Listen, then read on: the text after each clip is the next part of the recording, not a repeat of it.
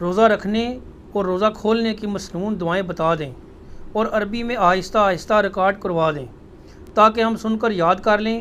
Please ان کا ترجمہ بھی بتا دیں. کھولنے اور رکھنے کی دعائیں تو کوئی نہیں، صرف ایک روزہ افطار کرنے کی دعا ہے جو صحیح سند سے ثابت ہے. سنن ابی داؤد میں صحیح سند کے ساتھ ہے کہ سیدنا عبداللہ بن عمر رضی اللہ تعالی عنہما کے بارے میں وہ تابعی کہتے ہیں کہ عبداللہ بن عمر مٹھی کے بعد داڑھی کاٹ دیا کرتے تھے مطلقاً. ایک تو بخاری میں آتا ہے نا کہ حج اور عمرے پہ کاٹتے تھے، اس کے علاوہ بھی. اور حج و عمرے پہ جو کاٹتے تھے نا وہ انہوں نے حج سے 2 مہینے پہلے بڑھائی ہوئی ہوتی تھی. وہ یہ اجتہاد کرتے تھے جیسے میں نے سر کو حلق کروانا نا، میں داڑھی کے بال بھی کاٹ کے اپنی حاضری لگواؤں اللہ کی بارگاہ میں. تو ابو داؤد کی حدیث کے الفاظ ہیں کہ عبداللہ بن عمر مٹھی کے بعد داڑھی کاٹ دیا کرتے تھے.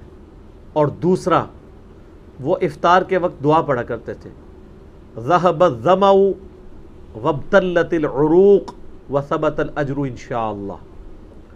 ذهب الظمأ، پیاس چلی گئی. یہ ظما میں زوئیں ہیں جسے اردو میں کہتے ہیں ضا عربی میں. ذهب الظمأ وابتلت العروق، اور رگیں تر ہو گئیں. ذهب الظمأ وابتلت العروق وثبت الاجر انشاءاللہ، اور اللہ کے حضور ہمارا اجر پکا ہو گیا. اور ظاہر ہے کہ یہ روزہ کھولنے کے بعد کی دعا ہے، پہلے کی نہیں ہے. یعنی جب آپ پانی پی لیں، رگ تر کر لیں. یہ ایک دعا ثابت ہے افطار کے وقت. بلکہ سنن ابن ماجہ میں حدیث ہے کہ روزہ دار کی دعا قبول ہوتی ہے خصوصاً افطار کے وقت. افطار کے وقت آپ تمام مسنون دعائیں کریں. صبح شام کے جو اذکار میں شام کے اذکار ہیں وہ بھی کریں، اور دعائیں کریں. صبح شام کے اذکار جو بلو کارڈ پہ ہیں، گرین کارڈ والی دعائیں کریں، قرآنی دعائیں کریں، جتنی مرضی دعائیں مانگیں. اور یہ والی دعا افطار کے بعد ہے. باقی یہ جو پبلک میں ایک مشہور دعا ہے نا، اللہم انی لک صمت وبک آمنت وعلیک توکلت وعلی رزقک افطرت، پہلے تو یہ دعا ہی انہوں نے نا ضرب تقسیمیں لگا کے لمبی کی ہوئی ہے. یہ دعا صرف اتنی ہے، اللہم لک صمت وعلی رزقک افطرت، بس. صحیح. لیکن یہ آپ کو پتہ نا ان کی تسلی نہیں ہوتی، وقنا عذاب القبر وقنا عذاب الحج، یہ خود لگایا ہوا ہے انہوں نے. ان کو کہیں یہ جو دعا حنفی بتا رہے ہیں یہ دعا خود کدھر لکھی ہوئی ہے، تو یہ دعا بھی نہیں حدیث کی کتاب سے دکھا سکتے. یہ بھی ابو داؤد میں ہے، لیکن اس کے ساتھ امام داؤد نے لکھا ہے کہ یہ مرسل روایت ہے. یہ تابعی نبی علیہ السلام سے بیان کر رہا ہے، اس کی حدیث کی سند مکمل نہیں، یہ یعنی ضعیف ہے. ضعیف میں بھی لوس درجے کے اوپر ہے. صحیح. لیکن وہ بھی دعا غلط ہے. وہ جو حدیث میں الفاظ ہیں وہ یہ نہیں ہے، وہ یہ ہے اللہم لک صمت وعلی رزقک افطرت. انہوں نے کیا بنایا؟